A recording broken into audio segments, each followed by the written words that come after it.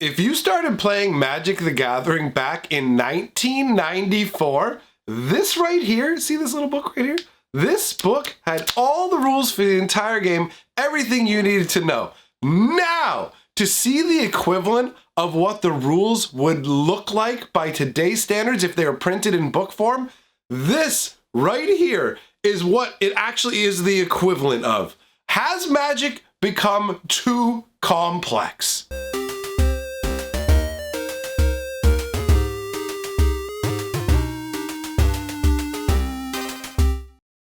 Greetings, hatchlings! We are here today to talk about the insane depth of the rules of Magic the Gathering and whether the game has become too complex, right? Obviously, Magic the Gathering is one of the most complex games in existence. And this is not an exaggeration. When I showed you what I have right here, this is a 4th edition rule book, right? So these are the books, and they haven't really changed much. Truthfully, I have a number of these things. You've got this one, and this one. We've got 4th edition, Ice Age, and Mirage, covering all the way up to 1996. Now, funnily enough, all 3 of these books, even though this one looks thicker, they're all only 72 pages-ish. This one might be 73. But that's a total number of pages in here. And these include sample games inside the actual rule books. Now, I downloaded the PDF for the comprehensive Magic rules. It's 225 pages. Now, out of my own personal collection of books, actually, funnily enough, made by Wizards of the Coast as well, we've got Volo's Guide to Monsters, a nice, interesting Dungeons & Dragons book. Now, this book actually tops out at 223 pages. So technically, I was incorrect when I said it would be this, because you'd have to add two pages to this for this to be the Magic rules. Imagine, I want to learn Magic. Okay, here you go. Study up, son. Now, obviously, you can jump into Magic without having read all of this, but it really does bring up the question, is Magic the Gathering too complex? Are there too many rules? Does the game need to be simplified to a degree? And to give you an even better idea of what I'm talking about, because honestly, just looking at this says one thing. You need to see a sample page from the PDF, because this thing is broken down into sections and subsections and subsections. Like, even just in the game concepts, the starting out, you'll notice they have 100 general, 100.1, 100.1A, 100.1B, and they do the same thing, 100.2, 100.2A, 100.2B, 100.3, 100.4, and then it goes 0.4A, 0.4B, 0.4C, 0.4D, 100.5, 100.6, 100.6A, 100.6B. That's just the first page of this insanity. Now, how did we get there from here, right? You got to be asking yourself, how do you go from this to this, right? Well, a number of things. Complexity creep. There was a point, honestly, funnily enough, back in the day, there were certain cards that were removed from the game because they were considered to be too confusing to new players. And they were designated as mystifiers, and they were removed from the game. That's why they stopped making things like Vesuvan Doppelganger. They thought cards like that were too complex for players. Now, obviously, by the time we've reached now, they have made cards that are way more complex than that. They have some genuinely, I should say, complex Magic cards. Now, we've noticed recently, I've been talking about it, if you've been paying attention, I talked about how Arena is dumbing down Magic the Gathering. I did a video called Magic the Dumbening, and I'll link it at the end of the video in case you want to check it out, where I went on about how they're making changes that makes the game dumber. It removes interaction, simplifies the game, and it made me unhappy, right? But what I also have to fully acknowledge is that I am a rules lawyer. I have been since way back in the day when I used to play Dungeons & Dragons with my pals. I'm one of those guys who goes through all the rules looking for absolutely every advantage, every technicality, everything like that. There's a reason that I help run events and explain to people how the rules work. I get all of this, and to me, it's second nature. Part of that is my rules lawyer nature. Part of that is I've been part of Magic since 1994. I don't know if you guys can hear the sickness in my voice, but I can hear it in my head. It's distracting me. Anyways, I've been part of Magic since 1994, so I've got to build up my understanding of this through layers, bit by bit by bit by bit by bit by bit by bit. And every once in a while, they would come up with something that threw me off. Like, for example, Splice onto Arcane actually kind of threw me for a loop when I first saw it. There have been some abilities or cards that I didn't quite get right away within the framework of the rules. So even for people like me who are well versed in how everything works, it can become confusing. Now, with the arena and the simplification of cards where they're going, you know what, we're not gonna make abilities that we can't really program into arena. We're gonna simplify it. We're gonna lean more towards like +1/+1 counters and things like that. That overall, while I don't appreciate what I consider the dumbing down of Magic, it's not, after thinking about it a little bit more, I don't know if I'm at the exact same position anymore, because the game does have a massive sprawling amount of rules. And how are you really supposed to understand everything about this game?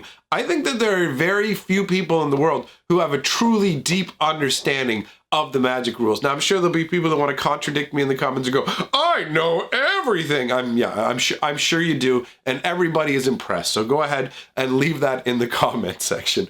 But this right here, obviously, is not enough to encompass Magic. When you come along and you keep adding things to the game, one of the biggest contributors are the game mechanics, because every time a new set or a new block comes out, you will see new mechanics. Now, I haven't actually done a deep dive on the newer sets to see if they've been introducing a bunch of new mechanics with every set, because there was a while where every block would bring new mechanics, but then every set inside that block would also bring new mechanics. Now, they tend to try and recycle more mechanics nowadays, it seems like, and I don't fault them for that.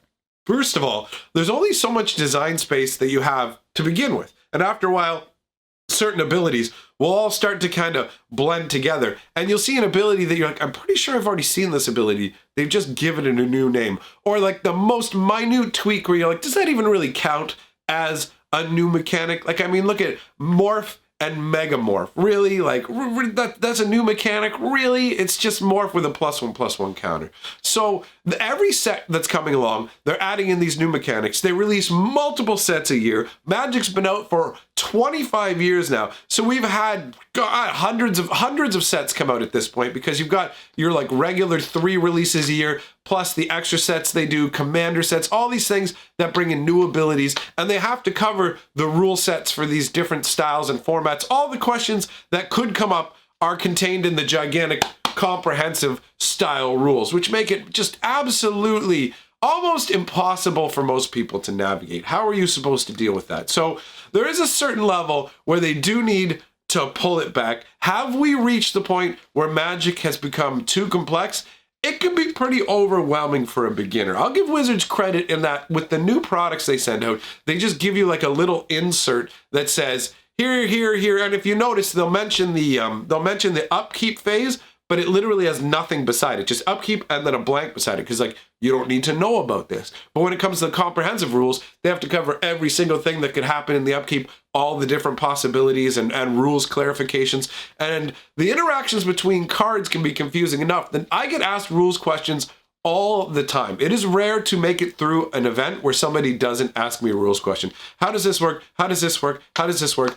And my deal always is, when they're just telling me, I'm like, I have to look at the board state and I have to read the specific wording of the cards. The game is that complex to the point where, unless I'm looking specifically at the cards, I can't give you an exact ruling, because there will be different variances in word choice, and that variance makes all the difference. So there's 2 cards that on the surface could look completely identical, but because of 1 or 2 different wording changes, or even just the movement around of sentences into different orders, they actually operate differently and allow for different corner cases to take effect. So I think we may have actually reached the point where Magic the Gathering may actually be a little, maybe slightly, maybe a little, just a teeny weeny little bit too complex. It's funny because I hadn't genuinely thought about it until today. I decided I was going to take a look at the comprehensive rules. I don't remember what the reason was, but when I saw the PDF and saw the 225 pages,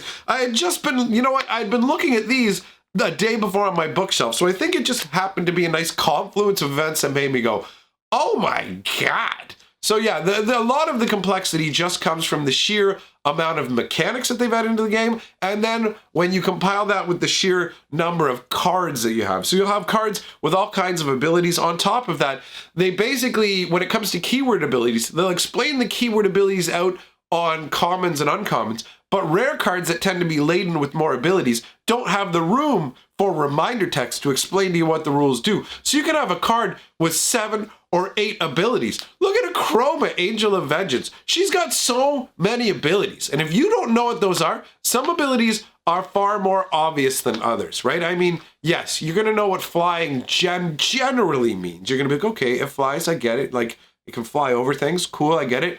Trample, you know, and then it just moves from there. Protection, well, what does protection mean? Well, it means it can't be blocked by, it can't take damage from, it can't be targeted by, all these sort of things that you just have to learn through the rules. And like I said, for me, it was a layered kind of thing. I started back in the day of Revised. When I started, there were, how many expansion sets were there? There was Arabian Nights, Antiquities, and Legends.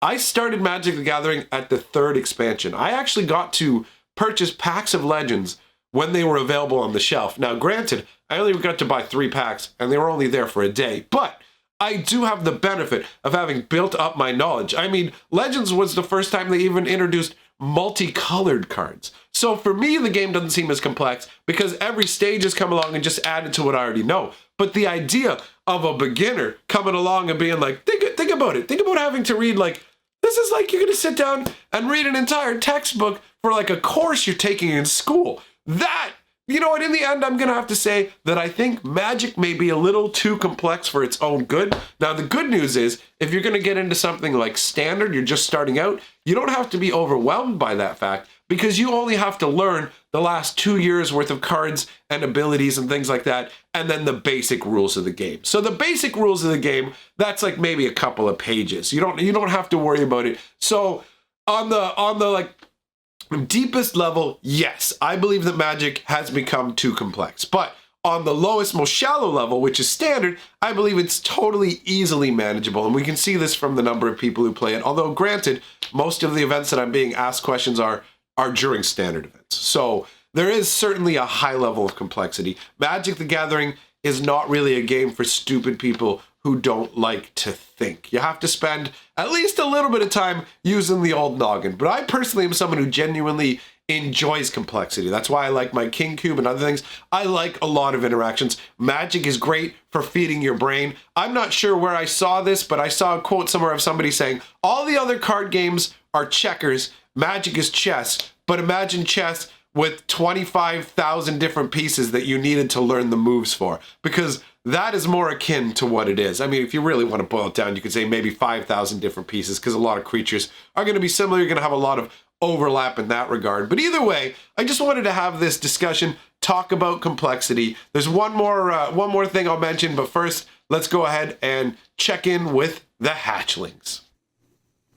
Habanero, there is no hatchling video for today. That is correct. Doesn't mean there won't be a video coming out on the channel. And today, no hatchling clip.